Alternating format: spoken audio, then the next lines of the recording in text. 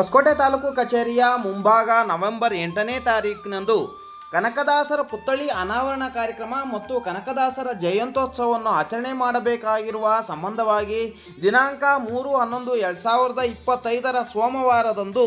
ಬೆಳಗ್ಗೆ 10:30 ಹೊಸಕೋಟೆ ತಾಲೂಕು ಕಚೇರಿಯಲ್ಲಿ ತಾಲೂಕು ಆಡಳಿತದ ವತಿಯಿಂದ ಶಾಸಕರಾದಂಥ ಶರತ್ ಬಚ್ಚೇಗೌಡರ ಅಧ್ಯಕ್ಷತೆಯಲ್ಲಿ ಕರೆದಿರುವಂತಹ ಪೂರ್ವಭಾವಿ ಸಭೆಗೆ ಹೊಸಕೋಟೆ ತಾಲೂಕಿನ ಕುರುಬ ಸಮುದಾಯದ ಎಲ್ಲ ಮುಖಂಡರುಗಳು, ಹೊಸಕೋಟೆ ತಾಲೂಕು ಕುರುಬರ ಸಂಘದ ಅಧ್ಯಕ್ಷರು ಮತ್ತು ಎಲ್ಲ ಪದಾಧಿಕಾರಿಗಳು